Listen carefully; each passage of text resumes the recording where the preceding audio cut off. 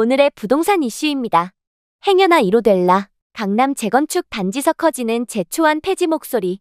이재명 대통령이 공급 확대를 통해 집값 안정화를 꾀하겠다고 밝힌 가운데 재건축 재개발 등 정비시장에서는 미묘한 긴장감이 돌고 있습니다.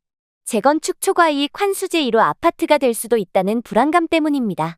특히 서울은 주택 공급의 약 80%가 정비사업으로 이뤄지고 있는 만큼 재건축 조합원들 사이에서 규제를 풀어달라라는 요구가 빗발칩니다. 더 자세한 내용, 네티즌들의 반응과 함께 알아보러 가시겠습니다.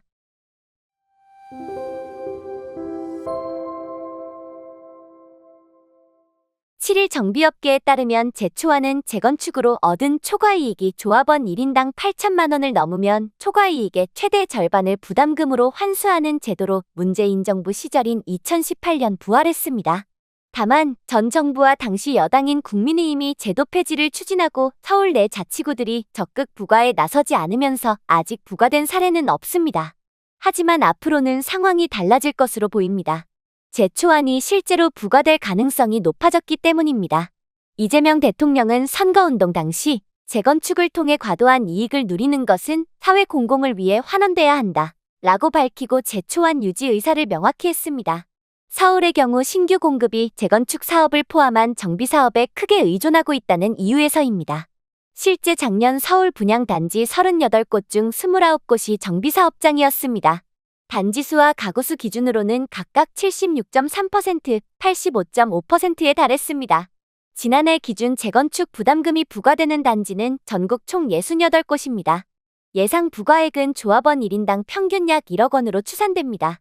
강남권에서는 1인당 평균 4억 5천만 원에 이르는 단지도 있습니다. 제초안이 부과될 수도 있다는 우려에 사전 준비에 나서는 재건축 조합들도 늘고 있습니다.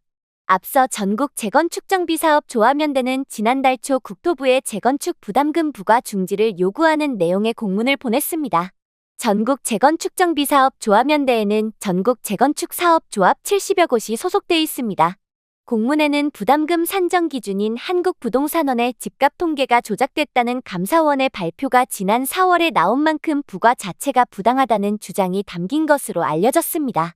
또 국회 국민동의청원 사이트에는 지난달 제초안 폐지를 촉구하는 청원이 올라왔습니다. 관련 청원글은 약 5만 건에 달했습니다.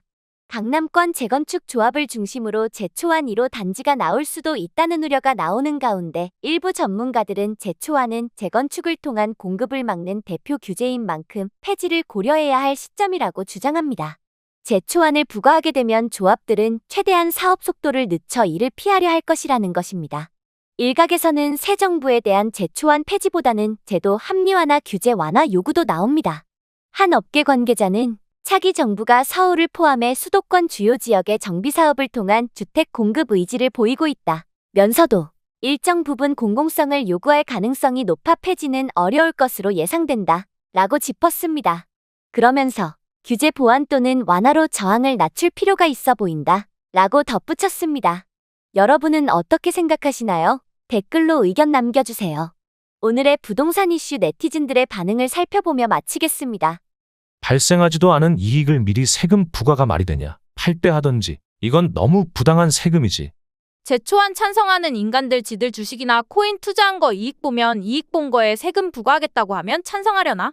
실현되지도 않은 이익을 세금으로 내라고 하는데 당장 이익금이 어디 있나요? 집을 팔아서 내라는 말인가요? 또 팔 때 양도세를 내야 되는데 이중과세 아닌가요? 제초하는 말도 안 되는 악법입니다. 폐지되어야 마땅합니다. 제초안 받으려면 공공기여 없애라. 그리고 왜 개건축만 초과이익이냐? 택지지구 일반 분양 초과이익 장난 아니다. 그런데는 왜 안 받냐? 제초안 이게 결국 공급을 막고자 하는 너희들 의도로밖에 안 보인다. 지방의 빌라, 개인주택을 재건축하면서 수도권 아파트와 같은 기준으로 과세는 부당합니다. 차별화해야 됩니다. 그리고 미실현 이익에 대한 세금을 내라는 것은 악법입니다. 악법은 폐지되어야 합니다.